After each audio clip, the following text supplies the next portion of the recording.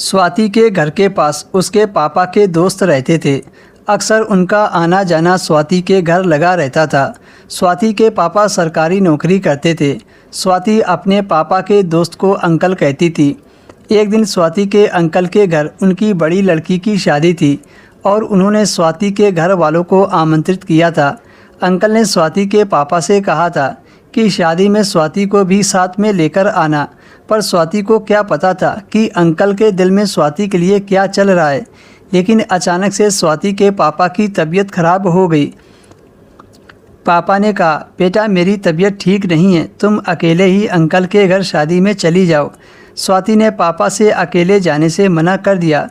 पापा ने कहा, शादी में किसी एक को जाना बहुत ज़रूरी है, नहीं तो अंकल तेरे नाराज़ हो जाएंगे, इसलिए तुम्हें अकेले ही जाना पड़ेगा।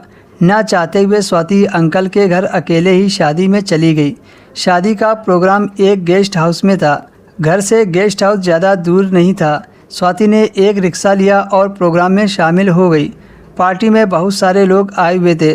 सब लोग शादी को एंजॉय कर रहे थे। लड़की का कन्यादान हुआ। फिर स्वाति ने लड़की को गिफ्ट दिया और खाना खाकर अंकल से नमस्ते करने और घर जाने की इजाज़त लेने अंकल के पास गई। काफ़ी देर के बाद स्वाति को अंकल दिखे। स्वाति ने अंकल को नमस्ते बोला। अंकल उस वक्त फुल नशे में थे। अंकल ने स्वाति को हेलो बोला और साथ ही अंकल ने स्वाति को गले से भी लगा लिया। अंकल ने पूछा, आपके पापा नहीं आए क्या? स्वाति ने बताया कि पापा की तबीयत ठीक नहीं है, इसलिए वो शादी में नहीं आ सके। बातें करते करते अंकल ने शराब का गिलास स्वाति को पकड़ा दिया। स्वाति ने शराब पीने से मना कर दिया क्योंकि आज तक स्वाति ने कभी शराब नहीं पी थी, लेकिन अंकल ने स्वाति को ज़बरदस्ती शराब पिला दी। शराब पीते ही स्वाति का सिर घूमने लगा। स्वाति ने अंकल से कहा, अच्छा अंकल अब मैं चलती हूँ। स्वाति ने बाहर आकर रिक्शे वाले को देखा तो कोई भी रिक्शे वाला वहाँ नहीं था क्योंकि रात काफ़ी हो गई थी। स्वाति ने अंकल से कहा कि मुझे घर छुड़वा दो।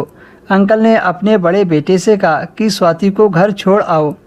उस लड़के का नाम पवन था।